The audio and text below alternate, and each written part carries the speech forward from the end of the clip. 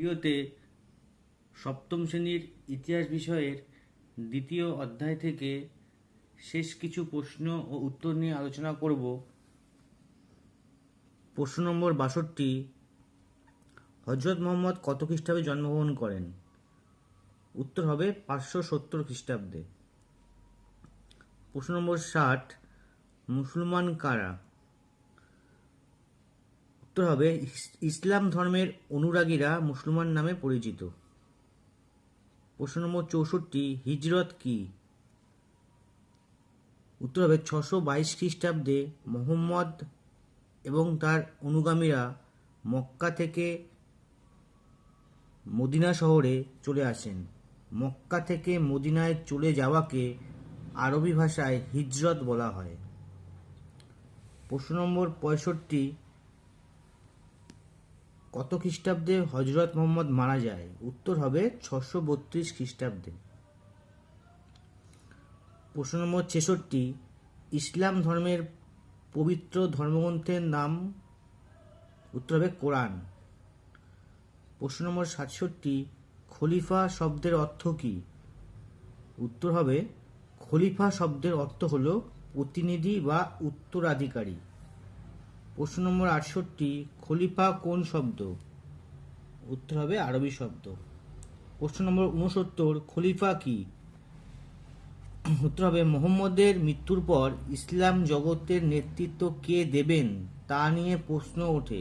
তখন মুহাম্মদের প্রধান 4 অনুসঙ্গীরা একে একে মুসলমানদের নেতা নির্বাচিত হন। এদের বলা হয় খলিফা বা প্রতিনিধি। প্রশ্ন নম্বর 70, ইসলাম ধর্মের প্রথম খলিফার নাম কি? উত্তর হবে আবু বকর।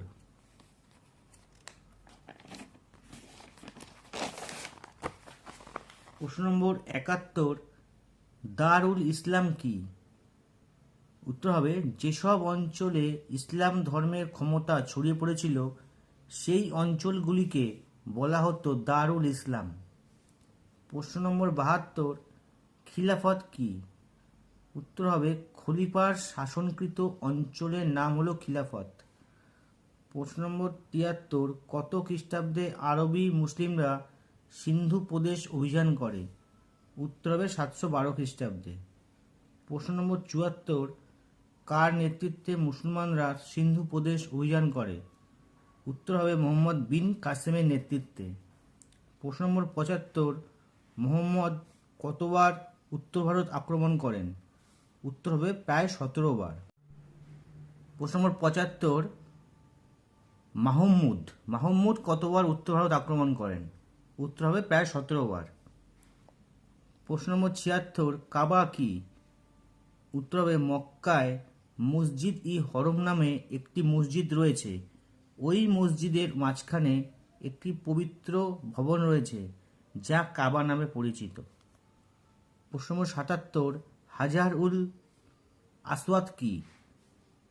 উত্তর হবে কাবা ভবনের এক কোণে কালো রঙের একটি ছোট্ট পাথর আছে যাকে হাজারুল আসওয়াদ বলা হয়।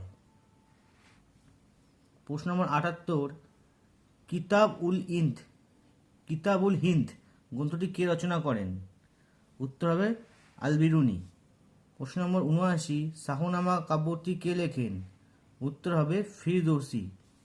প্রশ্ন নম্বর 80, কত খ্রিস্টাব্দে তরাইনের দ্বিতীয় যুদ্ধ হয়েছিল? উত্তর হবে 1192 খ্রিস্টাব্দে। প্রশ্ন নম্বর 81, তরাইনের দ্বিতীয় যুদ্ধ কাদের মধ্যে হয়েছিল? উত্তর হবে মোহাম্মদ ঘুরি ও রাজপুত রাজা তৃতীয় পৃথ্বীরাজ চৌহানের সঙ্গে।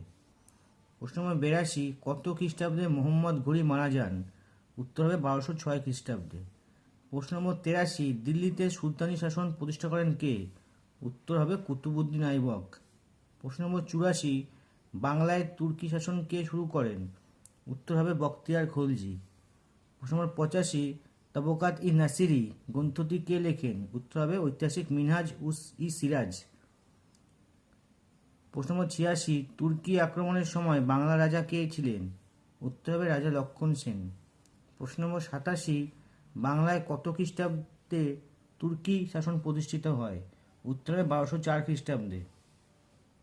প্রশ্ন নম্বর 88, কত খ্রিস্টাব্দে বখতিয়ার খলজি মারা যান? উত্তর হবে 1206 খ্রিস্টাব্দে।